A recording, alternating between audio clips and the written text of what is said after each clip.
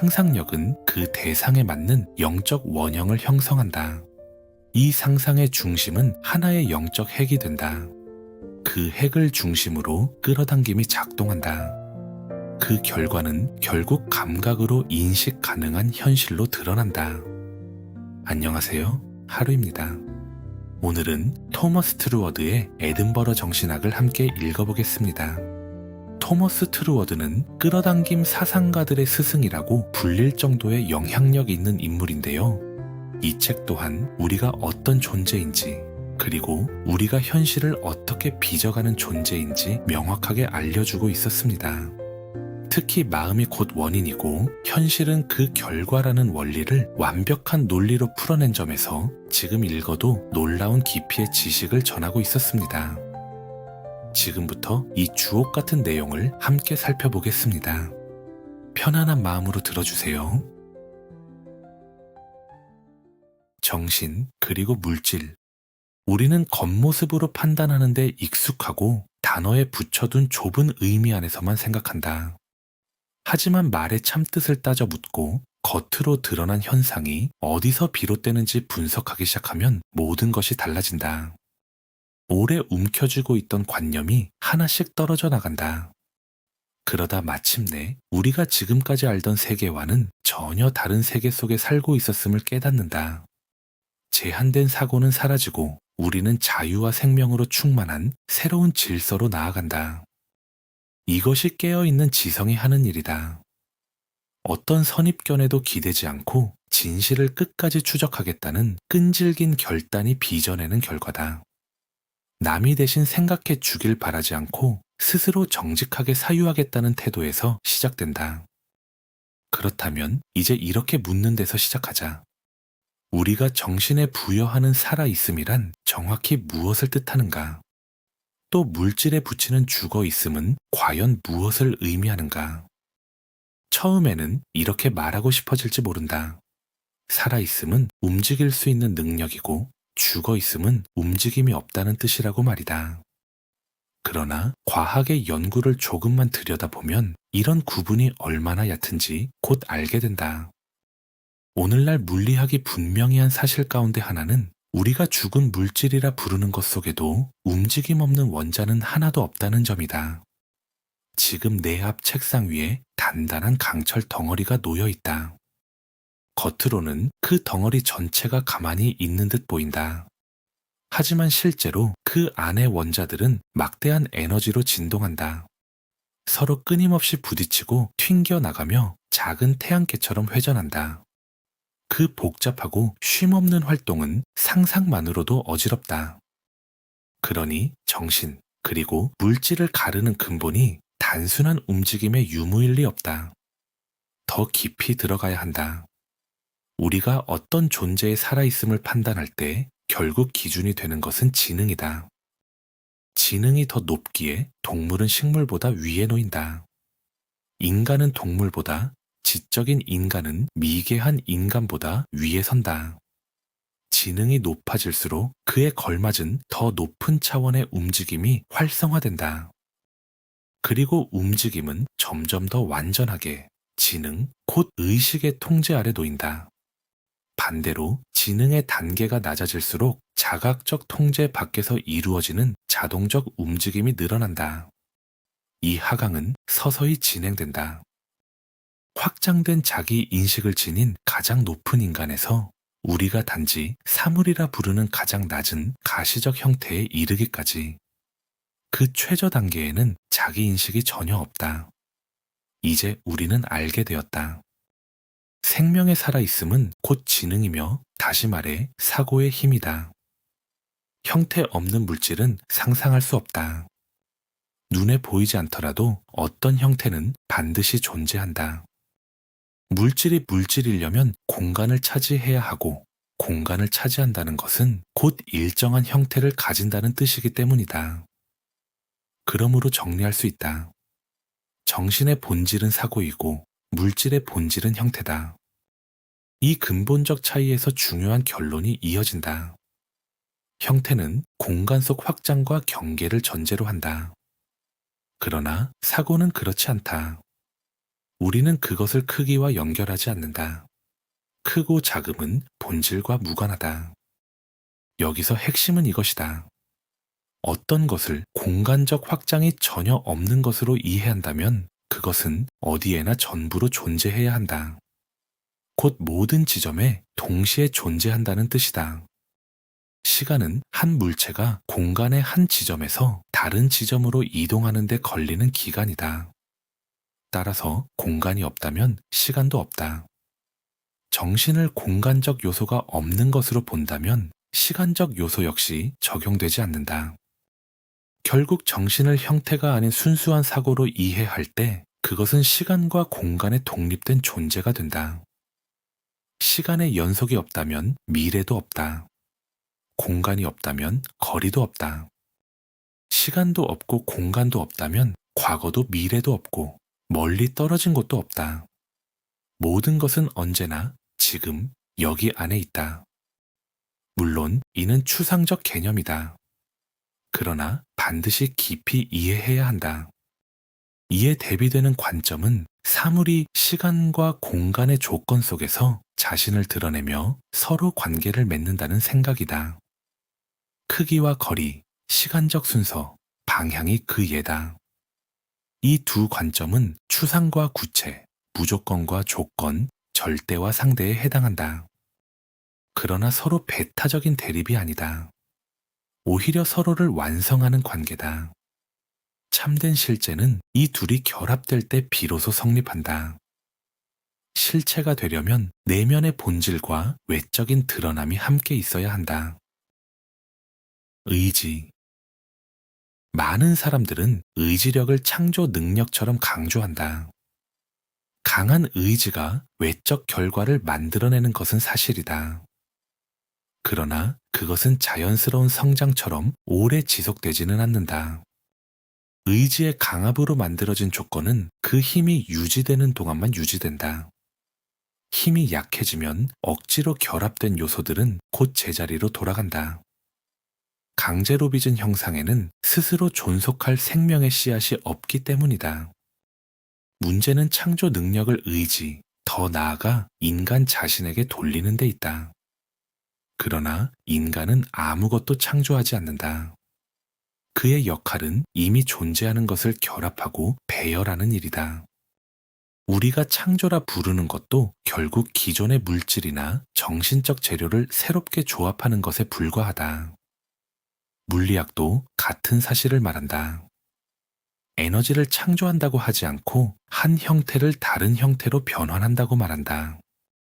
우리는 이미 존재하는 에너지가 다른 방식으로 드러나도록 조건을 마련할 뿐이다. 따라서 인간의 창조력이라 불리는 것은 사실 기대하고 받아들이는 태도에 가깝다. 틀을 세워두면 아직 형태를 갖지 않은 유연한 재료가 그 안으로 흘러들어와 모양을 취하는 것과 같다. 의지 자체가 힘은 아니다. 다만 힘이 작동하도록 정신 능력을 한 지점에 고정하는 역할을 한다. 상상력이 창조적 기능이라면 의지는 그것이 올바른 방향에 머물도록 붙잡아 둔다. 과정은 단순하다. 먼저 감정이 일어나 욕망을 낳는다. 다음으로 판단이 그것을 외적으로 실현할지 결정한다. 판단이 승인하면 의지가 상상력을 한 방향에 집중시킨다. 상상력은 그 대상에 맞는 영적 원형을 형성한다. 이 상상의 중심은 하나의 영적 핵이 된다. 그 핵을 중심으로 끌어당김이 작동한다. 그리고 성장의 법칙에 따라 그 결과는 결국 감각으로 인식 가능한 현실로 드러난다. 의지가 낮은 정신 차원을 벗어나 영적 차원으로 옮겨지면 그것은 고요한 결단이 된다. 어떤 유혹에도 흔들리지 않고 이미 선택한 태도를 지키는 차분한 확신이다. 그리고 그렇게 유지하면 결과는 반드시 나타난다는 사실을 안다. 인간은 곧 그의 의지다. 의지로 선택한 행위만이 진정으로 그의 것이다. 동의 없이 이루어진 행동은 그를 강제한 힘의 작용일 뿐이다. 그러나 우리가 허락하지 않는 한 어떤 것도 우리의 의지를 지배할 수 없다. 그래서 의지를 강화하고 그것을 밝은 이성 아래 두는 것이 중요하다. 단지 원하는 바를 분명히 표현하면 된다. 그리고 때가 되면 그것이 현실로 드러난다는 사실을 알면 된다. 이제 핵심은 무엇을 선택할 것인가다. 아무리 능력이 커도 인과의 법칙을 벗어날 수는 없다. 어떤 원인을 일으키면 그 안의 결과도 함께 움직인다. 그 결과는 다시 새로운 원인이 되어 흐름을 만든다. 이 흐름은 반대 성질의 원인이 투입되기 전까지 계속된다. 따라서 힘이 커질수록 선택의 책임도 무거워진다. 전체 결과는 언제나 최초 원인의 성격을 따른다. 부정에서 출발하면 그 기운이 끝까지 이어진다. 긍정에서 시작하면 사랑, 기쁨, 힘, 아름다움으로 되돌아온다. 그러므로 생각의 힘으로 새로운 조건을 만들기 전에 그 결과를 미리 숙고해야 한다. 여기서 다시 의지의 훈련이 요구된다. 당장의 만족을 미루고 더 큰 미래의 선을 택하는 자기 통제다. 이 고찰은 자연스럽게 집중의 문제로 이어진다. 핵심은 목적이다. 에너지를 흩어버리지 말고 중심으로 모아야 한다.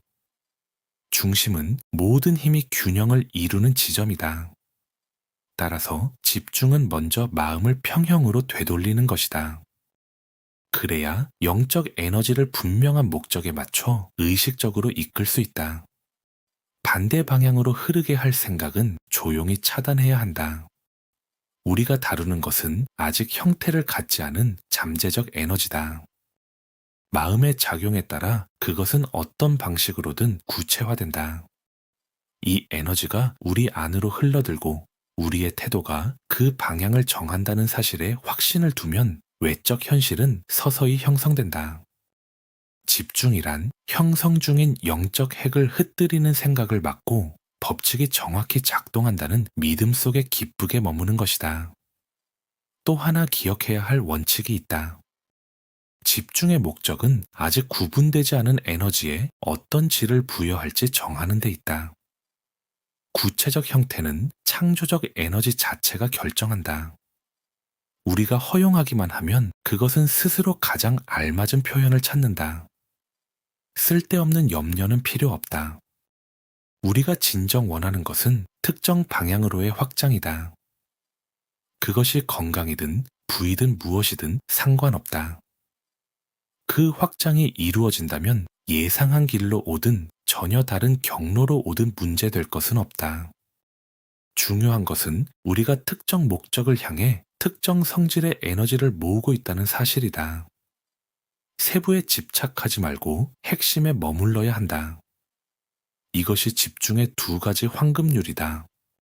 그러나 방황을 경계한다고 해서 쉼이 필요 없다는 뜻은 아니다. 오히려 휴식 속에서 우리는 행동의 힘을 축적한다. 다만 휴식이 무목적 상태를 의미하지는 않는다. 순수한 영의 차원에서 잠재의식은 쉬지 않는다. 휴식을 필요로 하는 것은 육체와 연결된 의식적 정신이다.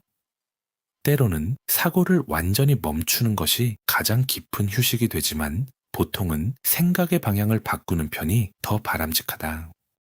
무언가를 이루려는 긴장을 내려놓고 지금 존재하는 나 자신의 조용히 머무는 것이다. 이 사유는 깊은 철학적 성찰로 이어질 수 있다. 그러나 늘 외적 결과를 만들기 위해 힘을 투사하거나 형이상학을 분석할 필요는 없다. 우리는 자신이 보편적 생명에 속해 있음을 자각하면 된다. 그 인식 안에서 고요한 중심이 형성된다. 의식적 의지가 그 중심을 지탱하지만 그 상태 자체가 곧 휴식이다. 이 관점에 서면 모든 것이 생명이며 선임을 보게 된다. 자연은 겉모습에서 가장 깊은 신비에 이르기까지 생명과 선으로 충만한 거대한 보고다. 그 모든 것은 우리 각자를 위해 존재한다. 우리는 그 보물 창고의 열쇠를 쥐고 있다. 존재의 법칙을 이해한 이상 세부 이론에 매달릴 필요는 없다. 그때 우리는 전체와 하나라는 의식에 도달한다. 이것이 큰 비밀이다. 이 비밀을 깨닫는 순간 우리는 전체든 일부든 기쁨으로 누릴 수 있다. 인식하는 순간 그것은 우리의 것이 된다. 인식이 깊어질수록 소유도 깊어진다. 특정한 순간이나 장소에서 마음을 끄는 대상이 있다면 그것은 그때 우리가 가장 깊이 접속한 보편적 생명의 한 표현이다. 이를 자각하면 우리는 그로부터 생명의 에너지를 끌어온다. 그 에너지는 존재 자체를 기쁨으로 바꾸고 우리 주위에 진동의 장을 형성해 해로운 영향력을 밀어낸다. 자연과의 교감에서 비롯된 기쁨은 밖으로 드러난다. 표정과 태도에 자연히 스며든다. 전체와 하나임을 아는 사람은 부드럽고 밝다. 이 태도는 특정 외적 대상에 매이지 않는다. 자신이 생명의 거대한 중심 속에 서 있음을 알기 때문이다. 그 무한은 공허가 아니라 살아 움직이는 무한이며 그 본질이 선임을 안다. 중심에만 머무는 작용은 없다. 생명은 중심에서 밖으로 흐르고 다시 돌아와야 한다. 이 순환이 유지될 때 활력이 지속된다. 그렇지 않으면 고갈되거나 막힌다. 이 생명의 맥동이 본질적으로 상호적인 흐름임을 이해해야 한다. 그리고 밖으로 향하는 흐름이 어떤 특정한 행위가 아니라 타인 안의 선을 기꺼이 인정하는 마음의 습관임을 깨닫는 순간 예상치 못한 통로가 열린다. 보편적 생명은 우리를 통해 흐른다. 주는 쪽이든 받는 쪽이든 상관없다. 이 작용과 반작용은 우리의 생명력을 단단히 키운다. 어제보다 오늘이 더 살아있고 오늘보다 내일이 더 충만해진다. 이 상태에 이르면 우리는 누구의 도움도 없이 자연의 영과 직접 연결된다. 행동할 때도 쉬고 있을 때도 우리의 힘은 한 가지 깨달음에서 나온다. 우리가 그 영과 하나이며 동시에 그 영이 드러나는 한 지점이라는 사실이다. 잠재의식과의 연결. 개인적 차원이든 보편적 차원이든 잠재의식과의 관계는 지금의 우리와 앞으로의 가능성을 좌우하는 열쇠다.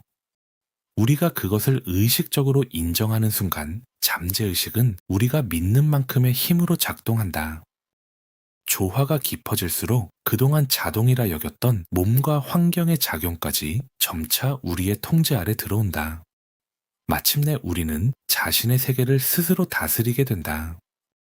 이처럼 중대한 결과가 달려 있다면 잠재의식과 어떻게 접촉할 것인지가 결정적인 문제다.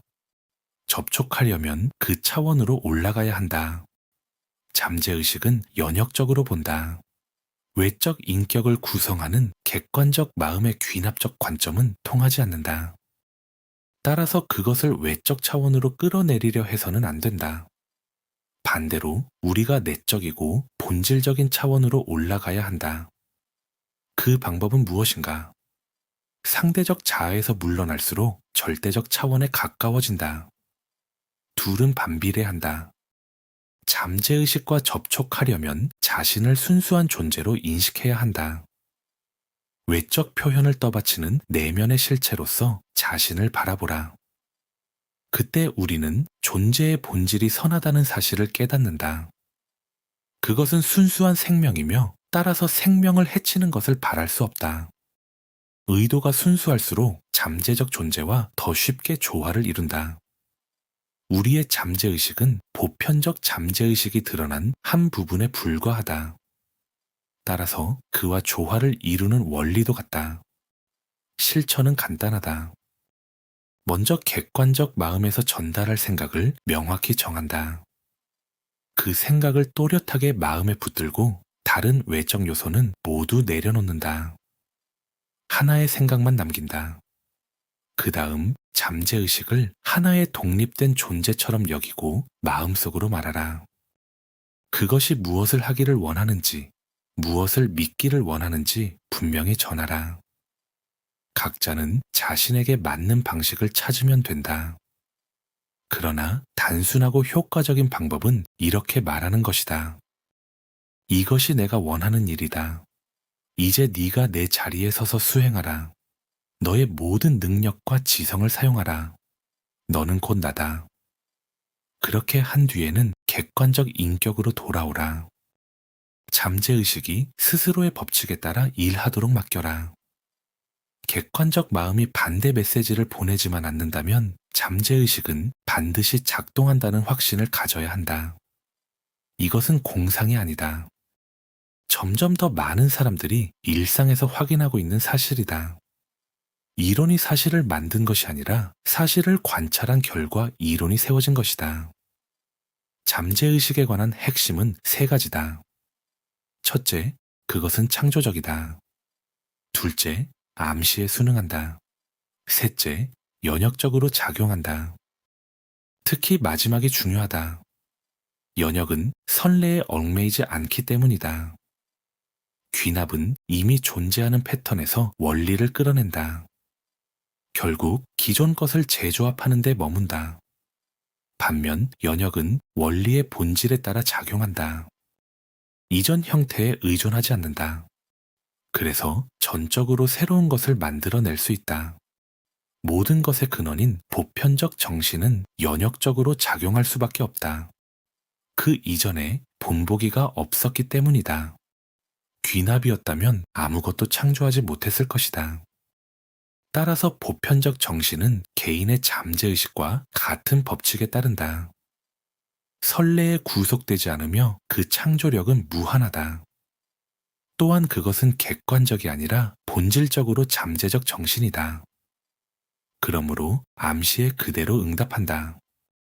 여기서 피할 수 없는 결론이 나온다.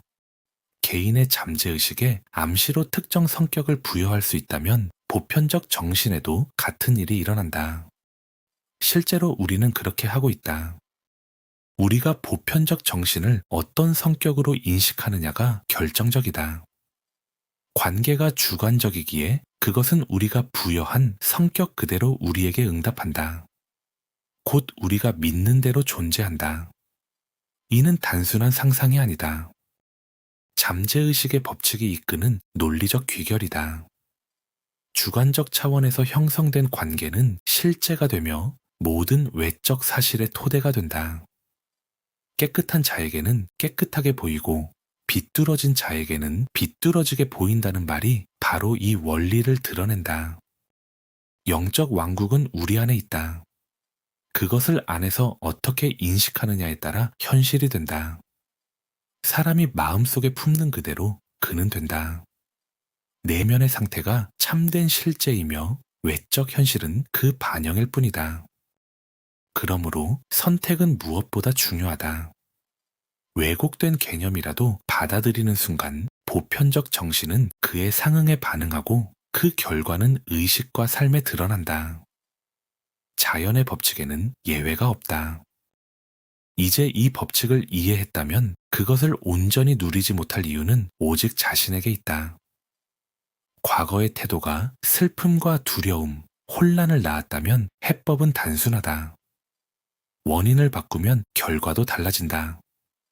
완벽히 행동하지 못했다고 낙심할 필요는 없다. 지금 벗어나기 어려워 보이는 습관도 반복된 태도의 산물일 뿐이다. 우리가 다루는 것은 존재의 최고 법칙이다. 해야 할 일은 단순하다. 마음의 태도를 바꾸고 그에 맞게 행동하려 애쓰는 것이다. 새로운 태도에 부합하려는 진지한 노력이 필요하다. 한쪽으로 생각하며 다른 쪽으로 살 수는 없다. 그러나 핵심은 의도다. 진실한 의도는 결국 굳은 습관의 사슬을 끊는다. 그러므로 첫걸음은 분명하다. 보편적 정신을 가장 고귀한 모습으로 그려라. 자신과 타인을 향해 가장 이상적인 존재를 상상하라. 그리고 완전하지 않더라도 그 이상을 삶 속에 구현하려 노력하라. 이 인식이 습관이 될수록 보편적 정신은 더욱 인격적으로 다가온다. 그 바람에 응답하며 그 성격이 그대로 새겨진다. 잠재의식의 법칙에 따라 보편적 정신은 우리가 부여한 역할을 실제로 수행한다. 그러므로 삶을 원하는 방향으로 빚을 수 있다는 믿음은 허황되지 않다. 지금 이 자리에서 시작하면 된다. 우리는 점차 어떤 상태로든 성장할 수 있다. 다만 먼저 그 상태에 어울리는 사람이 되도록 정신의 습관을 길러야 한다. 잠재의식은 반복된 태도를 따른다. 가끔의 선언으로는 바뀌지 않는다. 몸과 마음, 환경에 드러나길 바라는 분위기를 일상의 태도로 키워야 한다. 상응의 법칙은 벗어날 수 없다. 외적 현실은 언제나 내적 원리에 부합한다. 그리고 이 법칙에는 한계가 없다. 오늘 가능한 것은 내일도 가능하다. 내일이 이어져 영원에 이르기까지 가능성은 계속된다. 유일한 한계는 한계를 믿는 마음이다. 우리가 스스로 창조 원리의 경계심을 새기기 때문이다. 그 믿음을 내려놓을수록 경계는 넓어진다. 더 큰 생명과 풍성한 축복이 우리의 것이 된다. 이 원리를 이해했다면 당신은 자신만의 길을 세울 것이다. 타인의 방식을 모방하는 것보다 훨씬 깊은 결과를 얻게 된다. 자기 자신이 되는 것을 두려워하지 말라. 더 깊은 당신, 더 확장된 당신으로 살아가라. 오늘도 끝까지 함께 해주셔서 감사합니다. 여러분의 아름다운 여정을 진심으로 응원합니다. 감사합니다.